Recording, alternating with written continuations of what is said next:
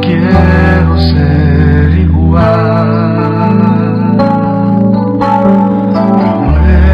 Pruébame, Señor. Pero antes de la destrucción de Jerusalén, en el 586 a.C., el Señor tuvo misericordia de Judá, tuvo misericordia de la tribu de Benjamín, de Jerusalén, de muchos de Israel, y mandó reformas con Asa, con Josafat, con Ezequías y hoy con el último buen rey, Josías.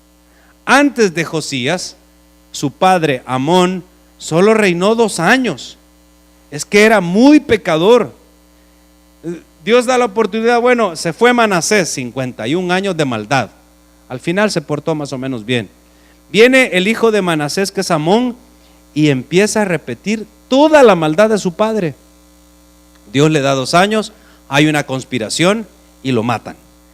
Y Josías, el hijo de Amón, tiene 8 años cuando muere su padre y es el único heredero directo al trono de David.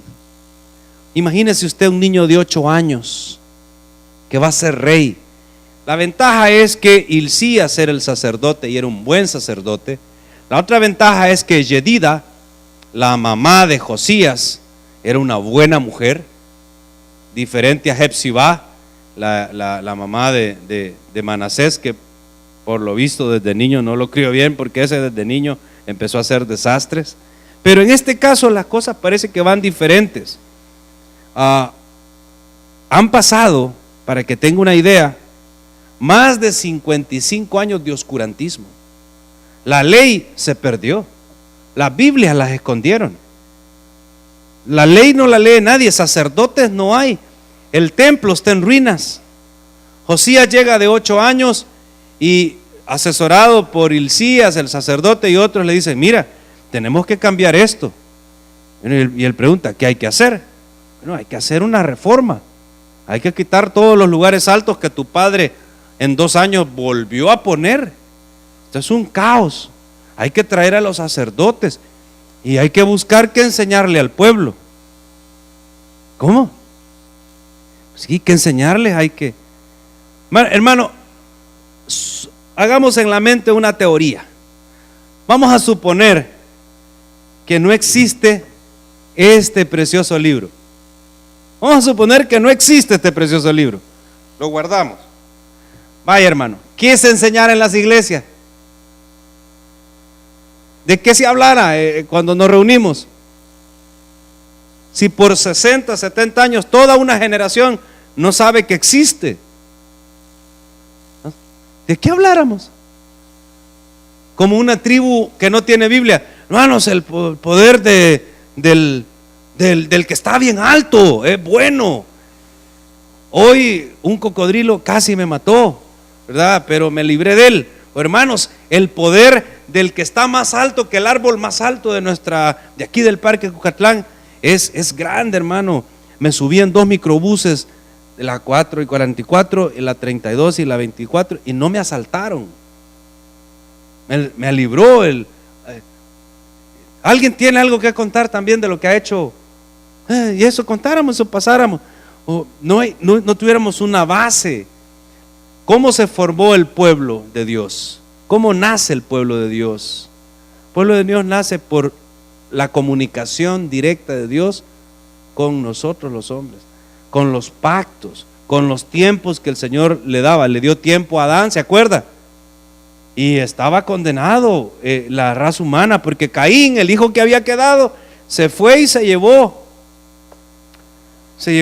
la maldad y empezó a ser muy malo, y él siguió con su maldad, y Dios le dio un tercer hijo a Adán y Eva, varón, a Set. ¿Se acuerda de esa historia? En Génesis capítulo 4. Y a Set le nació un hijo que se llamó Enos, no Enoc, sino Enos.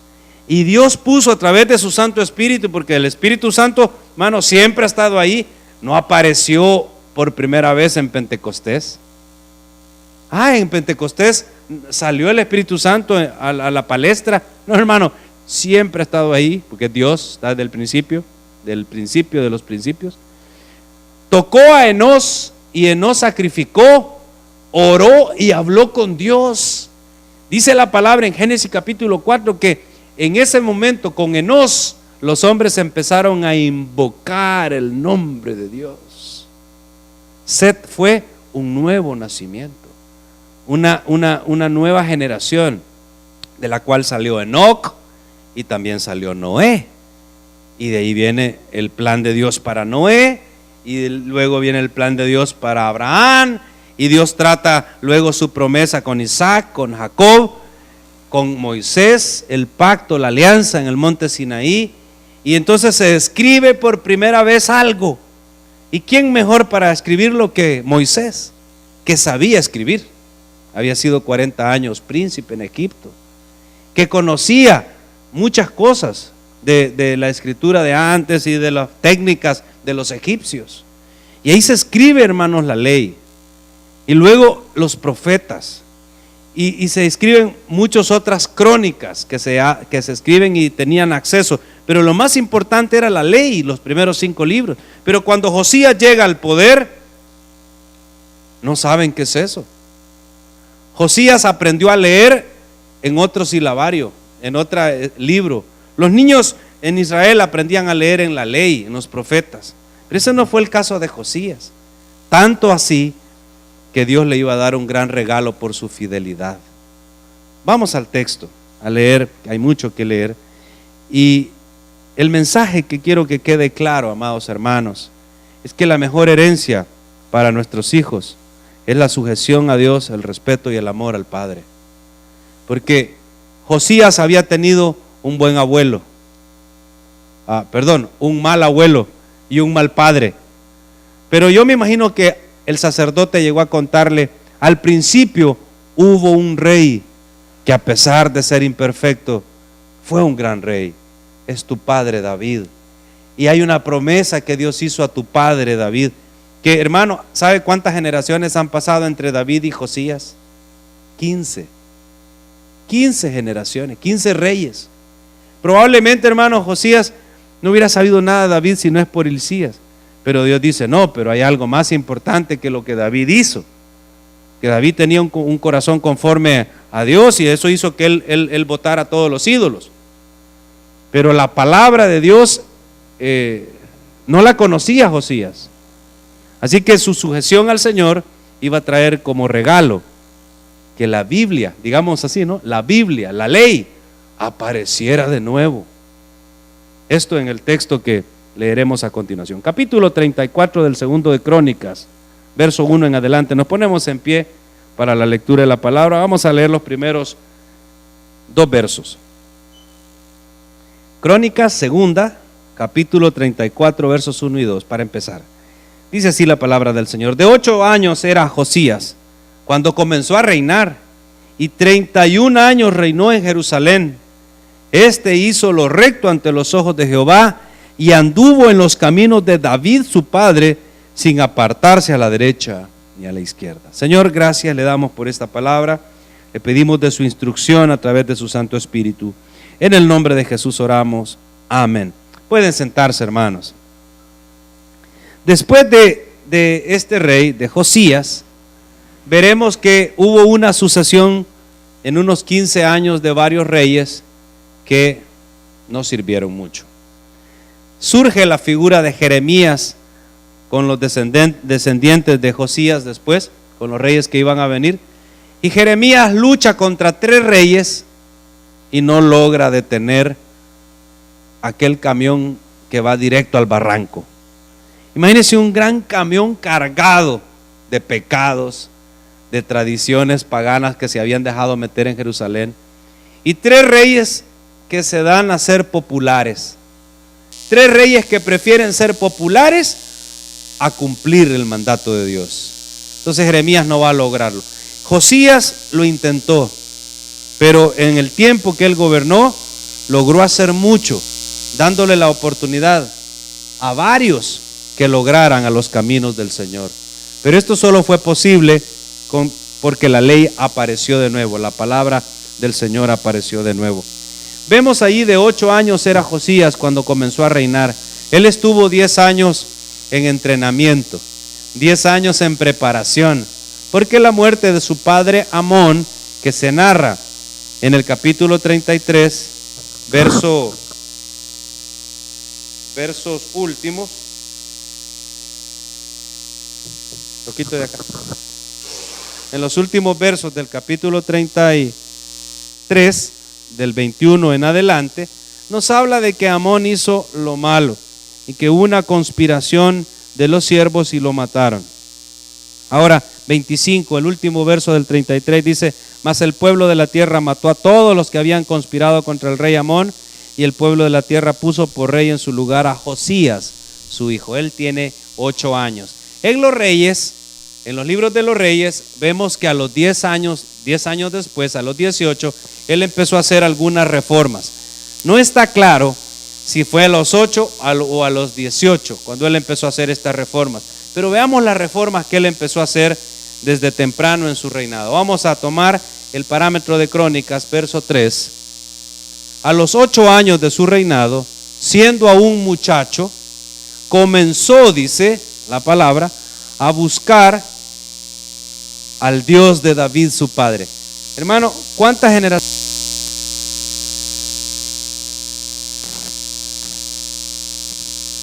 15. Ahora imagínese, ¿cuál es el ejemplo que usted tuvo en su vida? ¿Usted tuvo en su vida un ejemplo con su padre? Probablemente no. Algunos, el ejemplo que tuvimos fue con nuestro abuelo. Ahora imagínese a Josías de 8 años. ¿No ha tenido buen ejemplo en su padre? Ni en su abuelo, ni en su bisabuelo. Tal vez en el bisabuelo, sí, porque era Ezequías. Pero se remonta hasta David. Es decir, este es el tataranieto de David. 15 reyes han pasado, o más, 16. Y el ejemplo que buscamos, el parámetro que buscamos o que encontramos es el parámetro de David. En el verso 3 dice que él comenzó a buscar al Dios de David su padre. Ciertamente Asa, Josafat y Ezequías fueron buenos reyes, pero no hubo uno como David en cuanto a buscar el corazón de Dios, a pesar de lo que él era. Y a los 12 años, dice, es decir, pasó un tiempo de preparación, comenzó a limpiar a Judá y a Jerusalén de los lugares altos, imágenes de acera, esculturas e imágenes fundidas. 4, y derribaron delante de él los altares de los Baales, e hizo pedazos las imágenes del sol que estaban puestas encima. Despedazó también las imágenes de acera, las esculturas y las estatuas fundidas, y las desmenuzó, y esparció el polvo sobre los sepulcros de los que le habían ofrecido sacrificios. Hermano, era una maldad, una gran cantidad de idolatría que había entrado en los 2 años de Amón y en los 51 de Manasés. La gente no conocía la palabra porque habían matado a los sacerdotes, habían matado a los profetas. El último gran profeta en el tiempo de Ezequías, en el año 700 antes de Cristo, se llamó Isaías. Y la tradición dice que Isaías, ya anciano, en el reinado siguiente, que fue el malvado Manasés, fue aserrado, fue metido en un tronco hueco de madera, de un palo, y fue aserrado, partido por la mitad. Manasés hizo eso con Isaías, siendo Isaías un anciano de unos 90 años. Entonces no hay profeta. A los sacerdotes, a Manasés los mató, los desterró. Entonces no hay profeta, no hay sacerdotes durante ese tiempo, hasta que surge Hilcías, porque ya se acabaron los 2 malos estos, y el niño que viene, bueno, empecemos de cero, pero no hay Biblias. Hermano, yo no me imagino estar en un lugar de misionero sin Biblia. ¿Cómo hacer para poder llevar la palabra? Si prohibieran la palabra, bueno, está bien que no haya Biblias, ¿sí?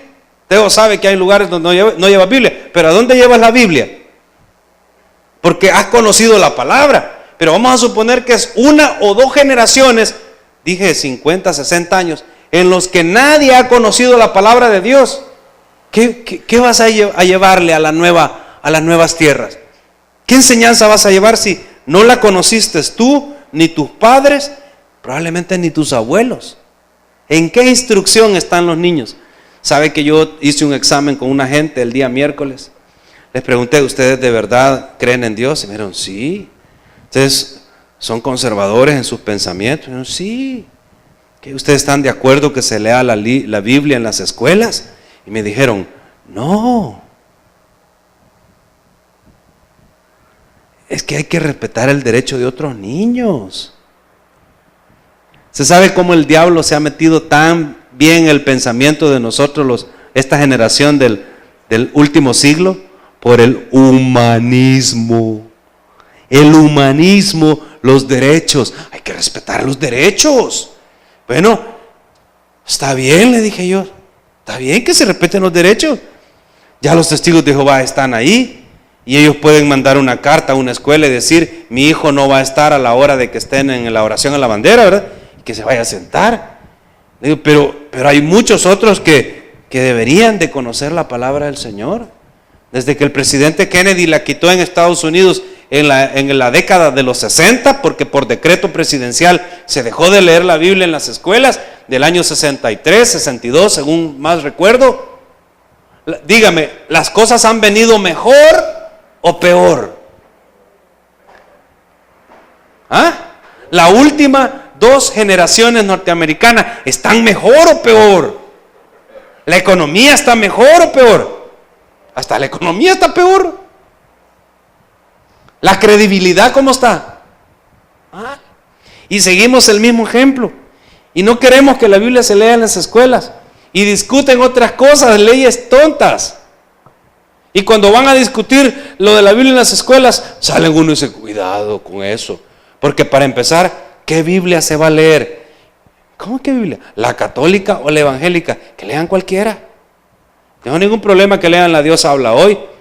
Pero ¿cómo van a interpretar a los profetas? Como decirle, Oseas, tómate una mujer prostituta. Uy, ¿cómo van a decir eso, pastor? Dios le está mandando que vaya a tomar una prostituta. Tranquilo, que lean los proverbios nada más. Como mi amigo Steve, a él solo le dijeron, lee los proverbios. Haz un resumen de los proverbios para no complicarte, ¿no? Porque hay, igual en las escuelas, hermano, con solo que leyeran los proverbios. ¿Y quién va a interpretar? Nadie, hermano. El Espíritu Santo ama a los niños. ¿Quién le va a decir? Además, el proverbio no necesita interpretación, por lo general. ¿O no, hermano? Está fácil. Pero no quieren y ponen muchas excusas. Imagínense, Josías está ahí, no hay palabra, hay tradición nada más. Vienen y recuerdan, tu padre David fue bueno y él no combatió la idolatría. Él cometió otros pecados, pero la idolatría la combatió. Después vino Salomón y ahí empezó todo el problema. Y de ahí Manasés, tu abuelo, ese se excedió. ¿Cuál fue la palabra clave de Manasés? Que lo estudiamos la semana anterior. Se excedió. Porque todos los reyes, algunos eran idólatras. Está bien, el culto, eran populares. Pero Manasés se hizo agorero.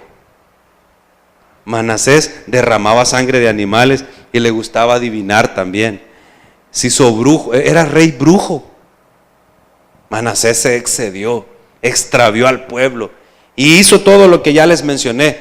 No había sacerdotes, no había profetas y no había ley, no había palabra. Ahora, verso 5. Verso 5. Quemó además los huesos de los sacerdotes sobre sus altares. Le dio un mensaje a la gente y limpió a Judá y a Jerusalén. Imagínense todos los altares que había. Y lo mismo hizo en las ciudades de Manasés, Efraín, Simeón, hasta Neftalí. Oiga, hermano, este muchacho llevó la reforma a todo el norte que ya había sido conquistado por Asiria, a la idolatría de Samaria, y limpió como no había ley, y este era un rey que tuvo mucho respaldo. Y por lo visto los asirios estaban en un proceso de transición, porque los babilonios estaban levantándose en ese momento el papá de Nabucodonosor se estaba levantando en ese momento. Entonces los asirios estaban bien ocupados allá, porque los caldeos del sur o del no sé más allá, era cerca del Golfo Pérsico, venían contra los asirios por alguna razón histórica, hermano, que no puedo explicar a claridad, pero sé que ese es el motivo. Los asirios estaban ocupados con los babilonios, así que Josías aprovechó y empezó a limpiar su casa y la casa de su hermano, el vecino.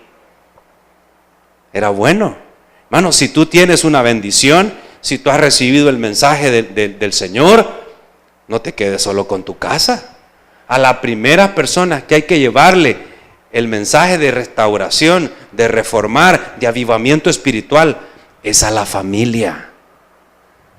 No me levante la mano, pero de seguro nosotros tenemos papás, mamás, hermanos, tíos, primos, que no están en el camino de Dios, que están muy mal. ¿Para dónde van, hermanos? Si se mueren sin Cristo, usted sabe. No nos da miedo decir a la condenación eterna. Le llamamos del latín infierno. Yo tenía un amigo pastor que le decía a los estudiantes, todos los estudiantes profundos, ¿verdad?, de la teología, aquí a todos les quiero decir que el infierno no existe. ¡Ah! Y todos se golpeaban el pecho y decían, ¿cómo va a ser que el infierno no existe? No existe. Y eso dice, pastor, porque era maestro con griego y todo. No existe, porque la Biblia se escribió en griego, el Nuevo Testamento, y la palabra infiernos es latín. El concepto, ya empezaba, ya todo, sí, ¿verdad? Porque ciertamente la palabra como palabra no, pero el concepto sí, la realidad sí. Amén, hermano. Entonces, ¿a dónde se van los que mueren sin Cristo? Al infierno, porque hoy ya sabemos que la palabra existe. Y no nos importa si la palabra existe o no existe, Dios lo declara en su palabra. Lago de fuego, llámele como quiera. Ahí van. Así que este vino y fue de sus parientes. Nosotros tenemos que hacer lo mismo. Llegó a Simeón, hasta Neftalí, a Manasés, a Efraín. Hay que entender que ese es el reino del norte, que no era parte del reino de él. Verso 7. Y cuando hubo derribado los altares, las imágenes de acera, y quebrado y desmenuzado las esculturas, y destruidos todos los ídolos por toda la tierra de Israel. Oiga, ¿a dónde anda? En Israel. Volvió a Jerusalén. ¿Hasta dónde llegó su influencia? Hasta todos los parientes del norte. A los 18 años, verso 8, de su reinado, ya han pasado 10, ¿verdad? Después de haber limpiado la tierra y la casa, envió a Safán, hijo de Azalía, y a Maasías, gobernador de la ciudad, y a Joa, hijo de Joacás, canciller, para que reparasen la casa de Jehová su Dios. Bueno, ya quitamos la idolatría, ya no queda nada de esos vestigios. Ahora, ¿qué es lo que falta? ¿Qué es lo que queda? Bueno, no, Dios tiene un templo, el único Dios que verdaderamente es Dios se llama Jehová. Ahí está, me lo han enseñado mi mamá y el sacerdote, pero la casa de Dios está abandonada, está destruida. Lo que hizo Josías fue reconstruir y arreglar la casa del Señor, el templo de su antecesor Salomón. Verso 10, y lo entregaron en manos de los que hacían la obra, que eran mayordomos en la casa de Jehová, los cuales lo daban a los que hacían la obra y trabajaban en la casa de Jehová para reparar y restaurar el templo. Hermanos, si por 50, 60 años no hubo Biblia, no hubo sacerdotes, vamos a suponer que esta iglesia de repente pasa algo y la dejamos. 50 años es mucho, ¿verdad, hermano? Vamos a suponer que la abandonamos, esta estructura, solo 10 años, hermano, no 50. Nadie viene a este lugar, nadie. De hecho, les he dicho que el templo de Salomón tenía las medidas de esta iglesia. El templo original de Salomón tenía las medidas de esta iglesia, de ancho, de largo, solo de alto, si era bien alto. No era alto, pero no era tan grandotototote como usted se lo puede imaginar. Vamos a suponer que esta fuera la iglesia, la única que hay, y la dejamos por 10 años, abandonada. ¿Qué cree que pasaría? con los murciélagos que le aparecieron a Teo el domingo anterior, que espero que no aparezcan hoy. Esta sería su casa, bien contentos, ya no, porque la energía eléctrica la cortarían, ¿verdad, hermano? ¿O no cortarían la energía eléctrica? Nadie paga ya. ¿Y el agua? ¿Y las ventanas? ¿Qué les pasaría? ¿Y a todo el hierro que está aquí, qué le pasaría? Terminaría allá enfrente vendido por kilo. ¿O no, hermano? Usted sabe esa madera de esas puertas, que es madera preciosa. Esa madera tiene más de 50 años. Y a esa madera no se la pueden comer la polilla como a esta. A este púlpito se lo está comiendo la polilla, por eso vamos a comprar uno nuevo. No porque queramos tener uno de vidrio así bien chivo. Es porque se lo está comiendo la polilla. Pero usted sabe que esa madera tiene 50, 60 años. Son maderas preciosas, todas esas son maderas preciosas. Por pie. Toda esta estructura, cuando quitamos pedazos de madera, lo guardamos y se lo dimos al dueño y le dimos, guárdelo. ¿Qué cree que pasaría con esa madera? Hoy nadie le hace vela a la madera, ¿verdad? El hierro se lo llevaría. ¿Y el ladrillo? ¿Habría tierra aquí? ¿Vendrían a hacer cosas raras la gente por aquí a lo cerca? ¿En qué se convertiría esta casa? Yo quiero que me digan una palabra.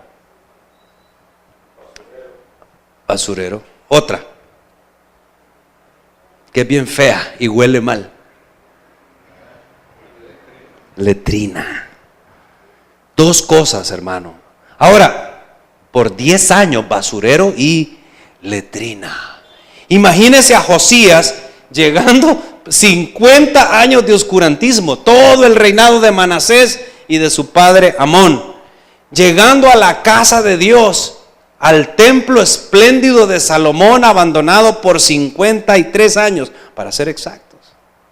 ¿Cómo cree que va a estar ese lugar, hermano? Destruido. Así que una gran obra la que se está haciendo. 11, daban, prácticamente haciendo lo nuevo todo, daban asimismo a los carpinteros y a los cantereros para que comprasen piedra de cantería, hasta la piedra se habían llevado, y madera para las armazones, la madera se la habían robado. Con esto habían quemado incienso y altares y ofrendas a los baales, para la entabladura de los edificios que habían destruido los reyes de... ¿Quiénes destruyeron la propia casa de Dios? Así que Dios dice, bueno, hace ratos que aquí no me quieren. Hace ratos que no me quieren. Los voy a mandar 70 años a Babilonia. Hermano, ¿cuál es la principal fiesta de los judíos? ¿Alguien me dice? El Pesaj. ¿Cuál, hermano? Teo, ya cállate porque les das copia a todos. ¿Cuál? Hermana, mire. La Pascua. ¿Qué es la Pascua, hermano? ¿De qué? Agradecimiento de haber salido de Egipto. ¿Qué eran en Egipto? ¿Qué los hizo Dios? Una nación, un pueblo. Y esa era la Pascua. Porque, ¿qué era la Pascua, hermano? Alguien me dice, hermana Lupita. ¿Qué hicieron con la Pascua? ¿Por qué se llama Pascua o Pesaj? O saltarse. ¿Por qué? ¿Qué favor Dios les hizo en la 10ª plaga? No matar a los primogénitos. ¿De quién, hermano? Pero ¿por qué ellos no los mató Dios? ¿Por qué se libraron? ¿Por qué solo murieron los primogénitos de los egipcios? ¿Por qué? ¿Cuál cordero? Mataron a un cordero. Y entonces vino el ángel de la muerte. Y cuando estaba la sangre en la marca de esas casas, pasó por alto. Ahora, ¿quién es ese cordero? Es la imagen, el espejo. ¿De quién? De Cristo. Entonces, cuando han pasado 50 años de basura y letrina en el templo, ¿qué es lo que no se ha celebrado por 50 años? La Pascua. ¿Ha habido jubileo? No, hermano, no ha habido jubileo. Ha habido orgía. En otras traducciones de la Biblia dice que habían sacerdotisas y había todo este pecado de fornicación y les encantaba ese tipo de culto. Todo eso había absorbido al pueblo.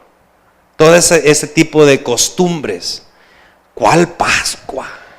Ya va a ver usted el jueves que estudiemos la siguiente parte. ¿Por qué estoy diciendo esto? Y estos hombres procedían con fidelidad en la obra, verso 12. Y eran sus mayordomos Jaat y Abdías, levitas de los hijos de Merari, Zacarías y Mesulán, de los hijos de Coat, para que activasen la obra. Y de los levitas, todos los entendidos en instrumentos de música. Se había acabado todo aquel esplendor del tabernáculo, del templo de Salomón en sus inicios. También velaban sobre los cargadores y eran mayordomos de los que se ocupaban de cualquier clase de obra, y de los levitas había escribas, gobernadores y porteros. 14, aquí viene el regalo, hermano, porque algo faltaba. Ya está limpia la tierra de idolatría, ya está construida la casa de Dios, los sacerdotes fueron mandados a llamar, los levitas están surgiendo, los que limpiaban, los que tocaban, los que servían en sacrificio, en traer todos los animales que iban a ser sacrificados, pero faltaba algo, verso 14, y aquí viene el regalo de Dios. Cuando, hermano, nosotros esa herencia se la damos a nuestros hijos de sujeción, de amor, de respeto, créame que ellos tendrán también el favor de Dios. Dios no los va a abandonar nunca. La palabra siempre va a estar ahí con ellos. Verso 14, y al sacar el dinero que había sido traído a la casa de Jehová, el sacerdote Hilcías halló el libro de la ley de Jehová dada por medio de Moisés. ¿Qué halló el sacerdote, hermano? ¿Y por qué lo halló? Porque no lo tenían. No es que a él se le había perdido. Ahí estaba escondido.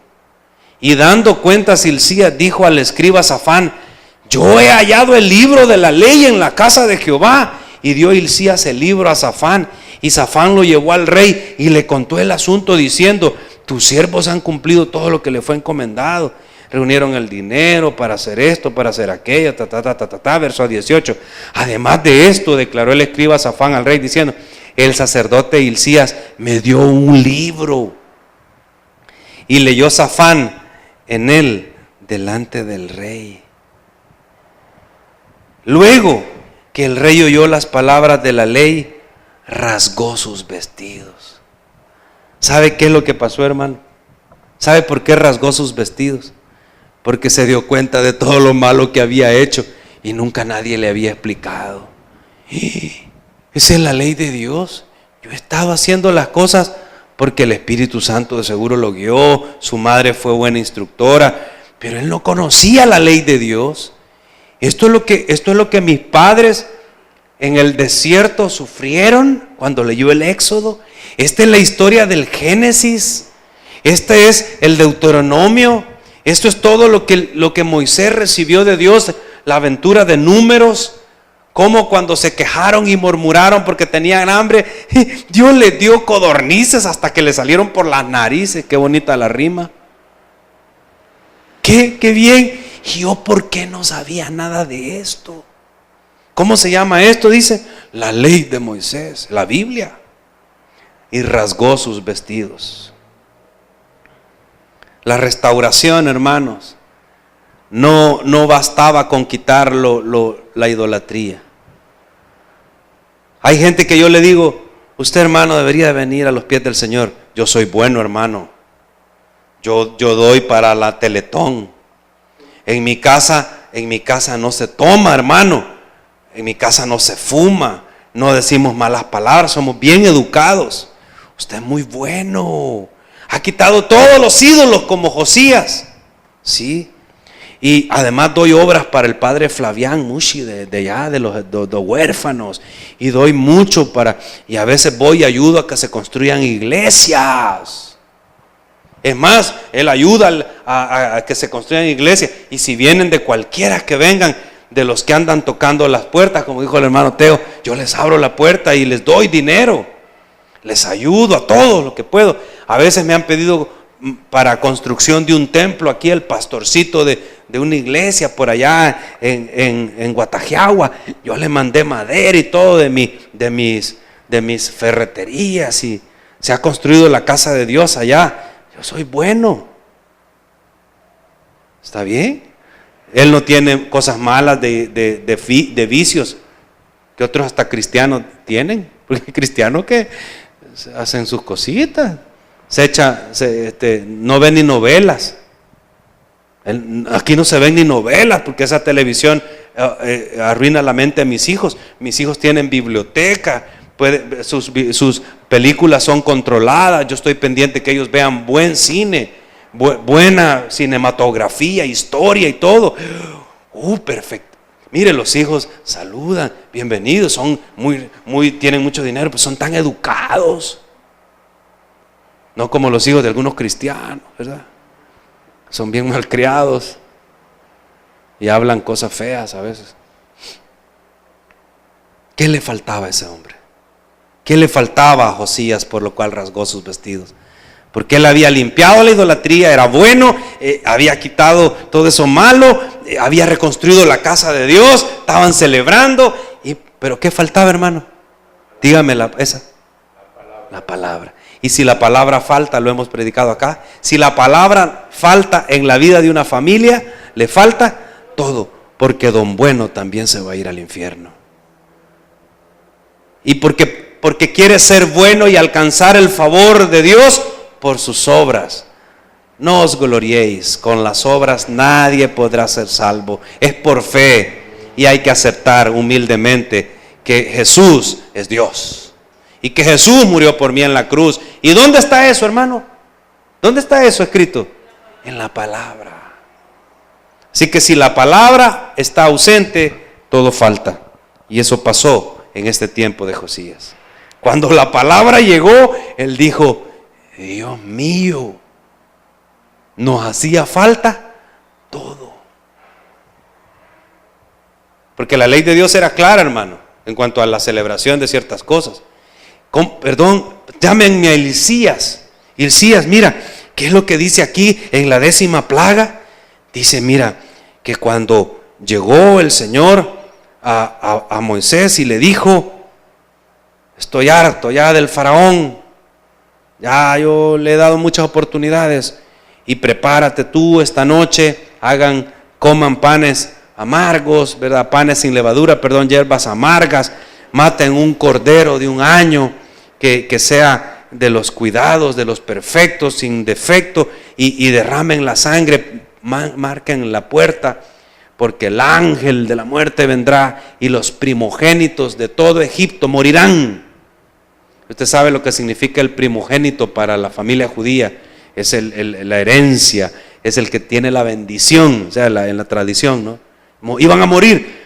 Pero si tú matas el cordero, estás con tu familia y cantas al Señor y estás ahí orándole, habla con Dios, y el ángel va a pasar y nada va a pasar. Y los primogénitos van a... No solo eso, esa plaga, ese proceso de la Pascua iba a sacar a este pueblo. Mira, lo sacó de Egipto y lo llevó por el ruta del mar. Llegaron al mar y el faraón se arrepintió. Mira que si Dios no conocía a faraón, que era terco, ¿no? Lo persiguió, y estando frente al mar, dijo: pues sí, bueno, ¿y hoy qué voy a hacer? Y Dios le dijo: levanta la mano. Levantó la mano y el mar se abrió y pasaron el mar rojo, y luego el faraón y su ejército murió. Mira, y después viene y dice Dios: celebren esto cada año. Nunca olviden el día 14 de Nisan. Creo que ese es, ¿verdad, hermano? Ese día fue 14 de Nisan, el día de la Pascua. Porque este día ustedes dejaron de ser esclavos y se convirtieron en libres. ¿Cuándo te convertiste a Cristo, hermano? ¿Cuándo aceptaste al Señor? ¿Cuándo abriste tu corazón a Jesús? Ese día también te liberaste de Egipto, pasaste el mar rojo por medio de la sangre del cordero. Mira, hasta el mar era rojo. Y fuimos bautizados en su sangre, dice Romanos, para salir de la oscuridad a la luz, de la esclavitud a la libertad, de la muerte a la vida. Hay que celebrar, hermano, cada año yo hace ¿cuántos años tengo de ser cristiano? Yo a veces le pregunto a los cristianos, dice, pues no sé. Uy, vení, te voy a evangelizar de nuevo.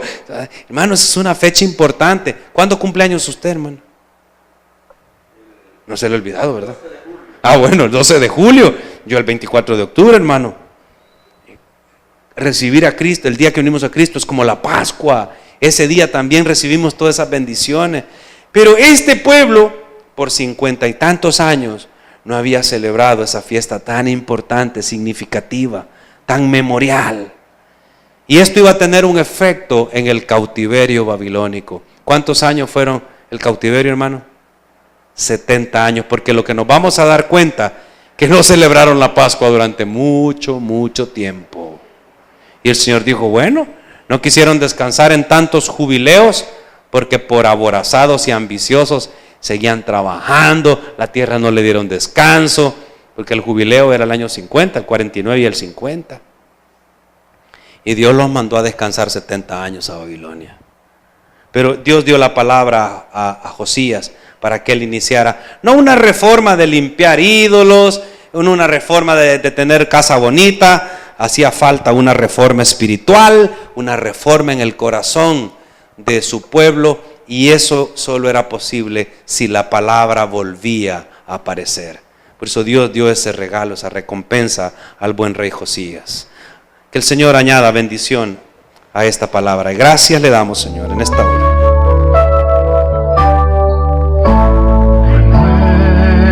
Renuévame, Señor.